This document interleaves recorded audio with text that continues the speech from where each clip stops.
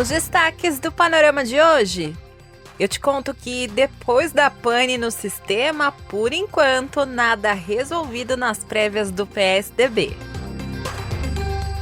Moradores do Complexo do Salgueiro, em São Gonçalo, no Rio, denunciam uma suposta chacina. E Banco Central anuncia novas atualizações nas funções do Pix para proteger a sua segurança. Panorama CBN. Olá para você que está ouvindo o Panorama, eu sou a Juliana Prado e vou te contar em menos de 30 minutos tudo que foi notícia nesta segunda-feira, dia 22 de novembro de 2021.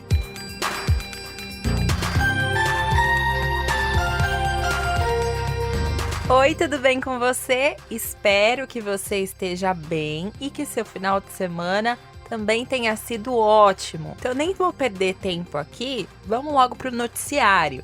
E eu abro essa edição retomando um assunto que a Bianca Santos falou na primeira edição do Panorama CBN de hoje. E eu estou me referindo ao PSDB. O dia de hoje foi de muita ressaca depois do problema que foi registrado no sistema que suspendeu ontem as prévias do PSDB. E hoje a parte política ficou um pouco de lado.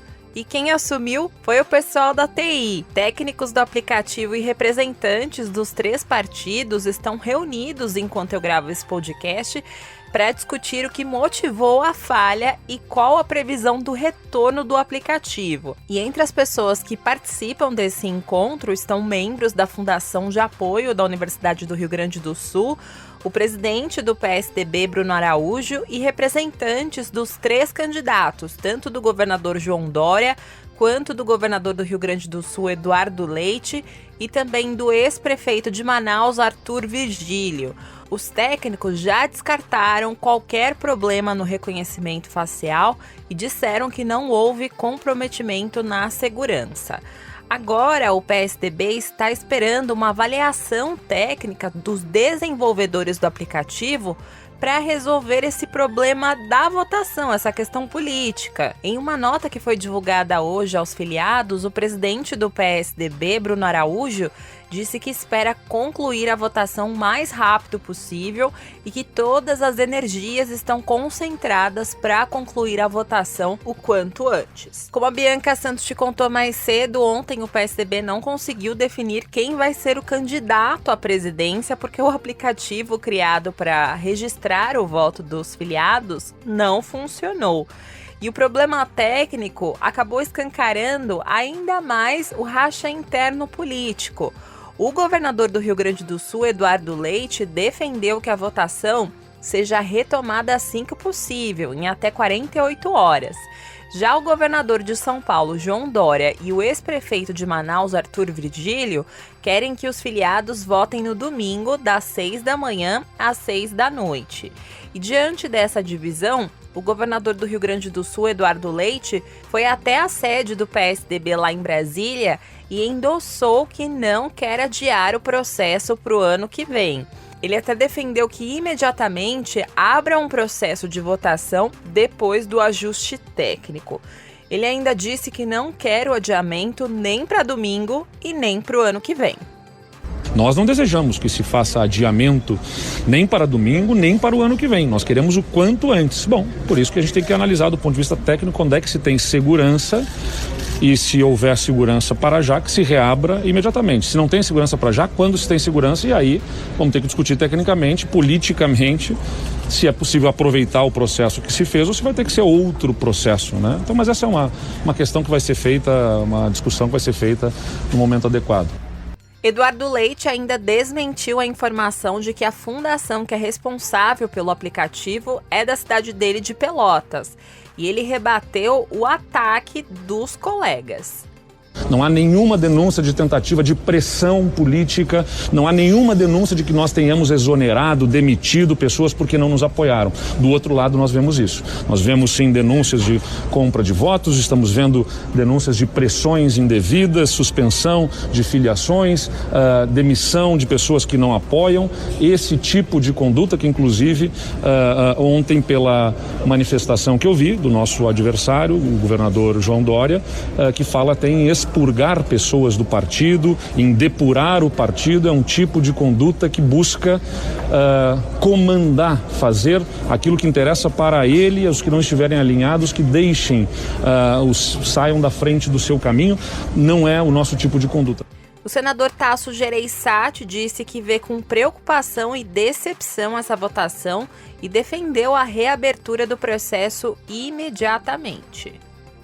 Evidentemente que a gente vê com enorme preocupação e decepção. E isso era para ser uma grande festa inédita no Brasil, em que pela primeira vez o partido político escolheria, através de umas prévias, o seu candidato a presidente. Mas, infelizmente, aconteceu o que aconteceu. Agora, eu concordo com o governador Eduardo que a retomada tem que ser imediata. Evidentemente, havendo a garantia técnica, a retomada tem que ser imediata. Tasso Gereissati, que você ouviu agora, é um dos caciques do PSDB, ele já foi presidente do partido, então ele é uma voz muito relevante. E nomes importantes do partido, como o ex-presidente Fernando Henrique Cardoso e os senadores José Serra e Mara Gabrilli, também não conseguiram votar pelo aplicativo. Já quem resolveu votar na sede do PSDB em Brasília, votou em urnas eletrônicas e conseguiu concluir o processo normalmente. E nessas urnas, o PSDB disse que os votos estão seguros. E o partido disse ainda que o aplicativo não suportou a demanda e 44 mil filiados estavam cadastrados, mas só 8% conseguiram votar. É claro que a atualização sobre esse assunto você acompanha amanhã, na primeira edição do Panorama CBN, com a Bianca Santos, ou a qualquer momento no nosso site. Outro assunto que continua repercutindo é o Enem. E hoje, o presidente Jair Bolsonaro disse que não houve interferências na elaboração da prova. Ele ainda falou que se ele pudesse fazer isso, o Enem não teria questões de ideologia como teve. Mas na avaliação de muitos professores e especialistas, as questões de ontem abordaram temas sociais importantes, como a escravidão e a erotização do corpo das mulheres. A prova também teve questões que exploravam as músicas Admirável Gado Novo, de Zé Ramalho, Comportamento Geral, de Gonzaguinha e Sinhá, de Chico Buarque. E quem fez o Enem, ou quem faz o Enem, sabe que sempre existem questões nesse estilo, né? E também o uso de músicas é muito comum para introduzir uma questão da prova, seja ela em português ou em inglês. Mas, em conversa com apoiadores, o presidente Jair Bolsonaro não explicou quais questões que ele estava se referindo. Estão acusando aí o ministro Milton, né, de ter interferido na elaboração das provas. Olha, se ele tivesse essa capacidade, eu não teria nenhuma questão de ideologia nessa Enem, agora que teve ainda. Você é obrigado a aproveitar banco de dados de anos anteriores, você é obrigado a aproveitar isso aí. Agora, dá para mudar? Já está mudando. Você não viram mais a linguagem de tal tipo de gente com tal perfil. Não existe isso aí. Agora, não tem mais aquilo. A linguagem neutra, não sei de quê. Não tem mais. Vale lembrar que em 2018, Bolsonaro criticou uma questão do Enem que abordava, nas palavras do INEP, o pajubá, que é um dialeto secreto usado por gays e travestis. E ao longo da programação da CBN, a gente falou, é claro, sobre esse assunto. E o Jornal da CBN ouviu o ex-ministro da Educação, Renato Janine Ribeiro. E ele disse que a crise no INEP parece não ter afetado o conteúdo do Enem deste ano, mas que as denúncias de tentativa de interferência feitas por servidores do órgão ainda precisam ser averiguadas. Aqueles que estão comprometidos com a qualidade da educação têm que insistir para que os órgãos de Estado cumpram o seu papel. O INEP não é um órgão partidário, não é um órgão que possa ser modificado por um ou por outro. O INEP é um órgão altamente qualificado, com especialistas que estão lá há bastante tempo, que sabem resolver questões, e com a demissão de vários deles, o INEP ficou numa situação de risco que felizmente não se produziu. Recapitulando para você, nos últimos dias, 37 servidores do INEP pediram exoneração e denunciaram assédio moral no trabalho e tentativas de interferência na elaboração da prova. E segundo o jornal O Estado de São Paulo, o ministro da Educação, Milton Ribeiro, tentou fazer com que 22 pessoas alinhadas ao governo pudessem fazer as questões, o que é proibido, já que os colaboradores participam de um processo seletivo.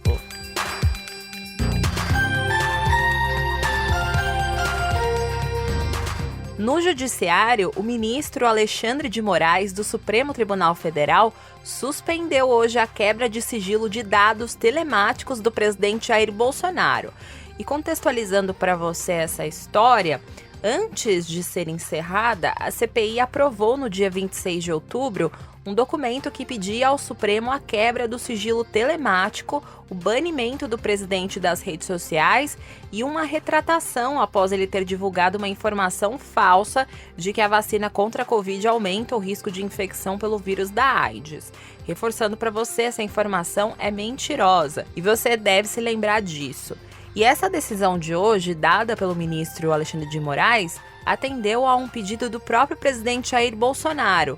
O ministro entendeu que, como os trabalhos da CPI foram encerrados, os dados não teriam mais utilidade e que, se os senadores ainda tiverem interesse nessas informações, a Procuradoria-Geral da República pode ter meios próprios para acessar esses dados. O ministro argumentou ainda que, para avançar sobre essas informações, a CPI teria que ter ampliado o requerimento da criação da comissão.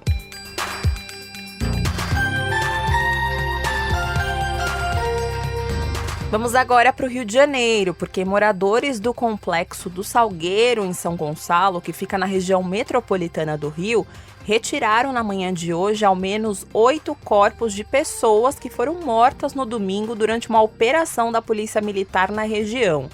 E esses corpos foram encontrados numa região de mata e de mangue na comunidade das Palmeiras. E para você ter uma ideia da tensão no local, o Corpo de Bombeiros foi acionado desde cedo, mas o serviço de remoção não conseguia entrar na região por questões de segurança. E só no início da tarde eles tiveram acesso ao local. E enquanto eu gravo esse podcast, a Polícia Civil também está na área realizando uma perícia. E esse clima foi de muita tensão também durante todo o final de semana. As operações começaram no sábado, ainda na madrugada, e ali já tiveram início os confrontos com traficantes. E o Batalhão de Operações Especiais da PM, que é o BOP, entrou na região e durante a operação um sargento foi morto. Ele foi identificado como Leandro da Silva, de 40 anos. E no domingo, dia em que o agente foi enterrado, a PM retornou à região e os confrontos se intensificaram. Também ontem, durante as ações, já com reforço do BOP, a moradora Carmelita de Oliveira, de 71 anos, foi baleada no braço esquerdo. Ela foi levada para o hospital da região, ela foi medicada e recebeu alta. E áudios que foram publicados nas redes sociais dão a dimensão do desespero de moradores. Eu separei aqui para você, em um desses áudios, eles contam a outras pessoas que vivem na região o que aconteceu. A intervenção do BOP se fez necessária na região de São Gonçalo a partir do momento que o 7º Batalhão já não estava mais conseguindo lidar com o volume dos confrontos apresentados pelos marginais. A partir do momento que nós tivemos um policial ferido em serviço e que posteriormente veio a falecer, o BOP interveio diretamente na área de esconderijo desses marginais, a saber, ali a região de mata fechada. Os marginais conhecem as rotas de fuga, as trilhas, muito provavelmente, dado o volume das apreensões de materiais de combate, alguns marginais restaram feridos, porém conseguiram fugir. O tenente-coronel Ivan Braz, porta-voz da Polícia Militar, disse que a intervenção do BOP aconteceu porque o policiamento local não conseguiu controlar a situação. E a PM informou que a corregedoria da corporação já está investigando o caso para apurar a ação dos policiais. Já a Defensoria Pública do Rio recebeu os relatos dos moradores e, em entrevista à CBN, o ouvidor-geral Guilherme Pimentel criticou a forma com que a polícia agiu. Mais um sinal de como as populações de favela muitas vezes são tratadas sem a sua cidadania garantida, né? fortes agressões à sua dignidade. Então isso é muito preocupante, é muito triste o que aconteceu, e eu deixo minha saudação especial a todos os moradores de favela, a todas as lideranças, as famílias. E a gente não vê nenhum resultado, a gente não tem esperança com esse tipo de ação letal das forças de Estado. A gente precisa de uma política de segurança dos direitos da população e não uma política que coloca em grande insegurança.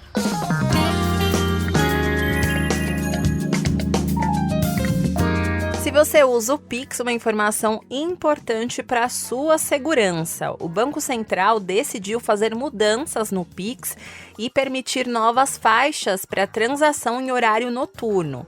E não para por aí, também criou mecanismos que podem ajudar o cliente a recuperar dinheiro em casos de fraude, como bloqueio cautelar e devolução de valores.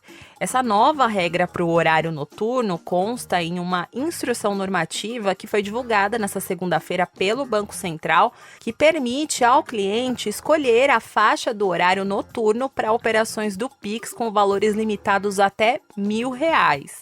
Esse horário pode ser das 8 horas da noite até as 6 horas da manhã, como é o padrão atual, ou das 10 horas da noite até as 6 horas da manhã.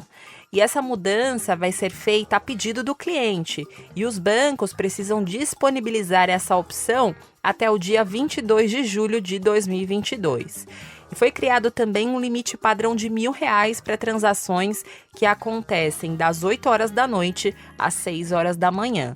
Mas o cliente pode optar também pelo horário inicial das 10 horas da noite para esse limite. Essa medida vale para Pix, TEDs, transferências entre contas do mesmo banco e cartões de débito. E, se desejar, o cliente pode aumentar ou reduzir esse valor. E os bancos e outras instituições financeiras vão ter o prazo mínimo de 24 horas e o máximo de 48 horas para efetivar um pedido de aumento do limite de transações feito pelo canal digital. Até então, o prazo para o aumento do limite do Pix variava entre 1 hora e o dia útil seguinte. E essa mudança vale também para TED, DOC, boleto, cartão de débito e transferências entre contas do mesmo banco. Outra mudança é que as instituições financeiras vão poder reter transações para análise de risco por 30 minutos durante o dia ou 60 minutos durante a noite. Então, a própria instituição bancária que detém a conta de quem recebe o Pix pode efetuar o bloqueio preventivo do dinheiro por até 72 horas, caso suspeite de fraude. De acordo com o Banco Central, essa opção vai permitir que o banco faça uma análise mais robusta do caso, o que aumenta a chance de recuperação do dinheiro se o pagador tiver sido vítima de algum crime. Esse mecanismo pode ser acionado tanto pelo banco como pelo cliente, caso ele tenha feito uma transferência via Pix e se dê conta em seguida que foi vítima de um golpe. E para usar essa ferramenta, é preciso registrar um boletim de ocorrência e comunicar imediatamente o ocorrido à instituição financeira por um canal de comunicação oficial, como o saque ou ouvidoria. E uma vez bloqueado o dinheiro, as instituições bancárias vão ter até 7 dias para analisar o caso. Esse sistema ele só pode ser acionado em caso de falha operacional, mas não em casos em que o usuário digita a chave Pix errada. Então, vale a pena prestar atenção quando você estiver fazendo a operação do Pix para não digitar nada errado e perder o dinheiro. No mercado financeiro, a Bolsa de Valores de São Paulo encerrou o dia de hoje em baixa de 0,47% aos 102.550 pontos. Já no mercado de câmbio, o dólar comercial fechou o dia em baixa de 0,27%, cotado a R$ 5,592. Já o euro terminou negociado a R$ 6,281, com uma desvalorização de 0,76%.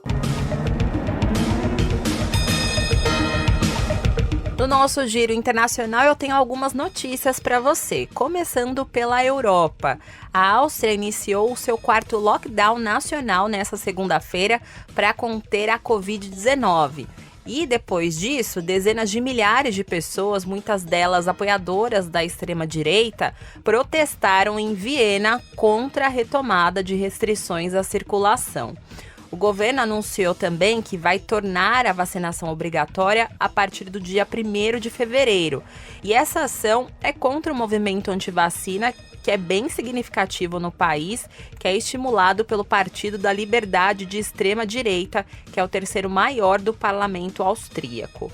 E cerca de 66% da população da Áustria está totalmente vacinada contra a Covid, que é uma das taxas mais baixas da Europa Ocidental. E a Eslováquia também começou um confinamento nessa segunda-feira, mas é só para pessoas não vacinadas. Então as pessoas que não estão imunizadas vão ser proibidas de entrar em lojas que não sejam consideradas essenciais, como supermercados ou farmácias, mesmo com um teste de coronavírus negativo.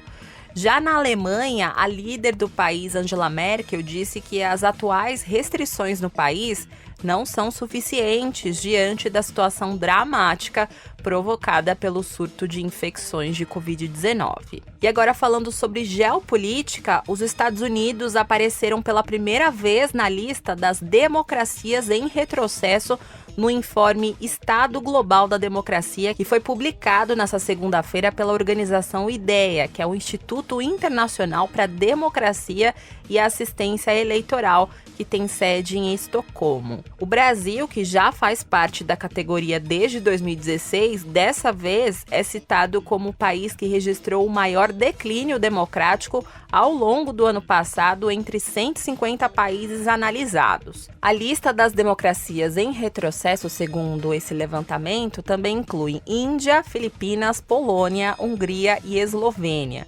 E os Estados Unidos estreiam nessa categoria devido à deteriorização do sistema político durante a segunda metade do mandato de Donald Trump. E ainda que os Estados Unidos continuem sendo uma democracia de alto nível, o retrocesso americano está relacionado à queda dos índices do país em matéria de liberdades civis e de controle do governo.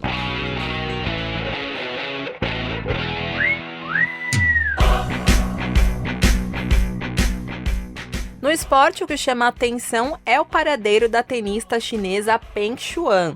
Ela se tornou assunto de preocupação internacional depois que ela acusou o ex-vice-premier chinês Zhang Gaoli de agressão sexual. E depois disso, ela foi censurada e ficou semanas desaparecida. E hoje a Associação de Tênis Feminino afirmou que a videochamada de Peng Shuai, que é estrela do tênis da China, com o presidente do Comitê Olímpico Internacional, Thomas Bach, não é o suficiente e não aborda ou alivia a preocupação com o bem-estar da tenista. A associação até chegou a ameaçar deixar de organizar torneios na China se a jogadora continuasse desaparecida. E a ONU e a Anistia Internacional se juntaram à comunidade de tênis para pedir ao governo chinês que apresentassem provas sobre o paradeiro da tenista e também o estado de saúde. E diante de toda essa pressão internacional, fotos e vídeos de Peng Shuai começaram a ser divulgadas no sábado. E nas imagens que foram divulgadas por jornalistas da mídia estatal chinesa e também por organizadores de um torneio de tênis infantil em Pequim, ela aparece em casa em um jantar com amigos e dando autógrafos. Mas elas não foram suficientes para diminuir as preocupações com a atleta. E ontem a tenista participou dessa videochamada com o presidente do COI. O Comitê Olímpico Internacional disse em comunicado que a tenista participou de uma videochamada de 30 minutos em que ela disse que estava segura e bem em casa em Pequim e queria que a sua privacidade fosse respeitada por enquanto. Vocês que fazem parte dessa massa que passa nos projetos do futuro.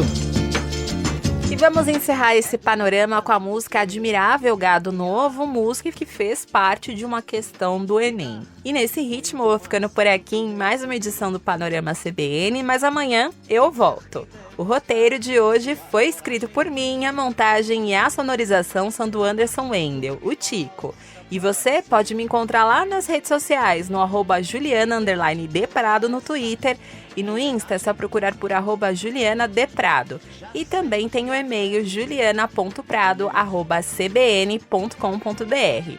E não se esqueça que a Bianca Santos te espera amanhã na primeira edição do Panorama CBN. Beijos pra você e até mais!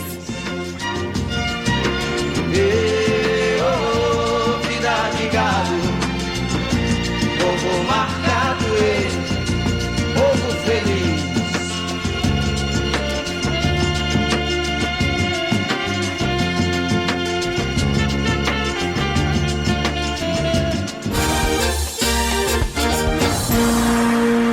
Panorama CBN. As principais notícias do dia em menos de meia hora.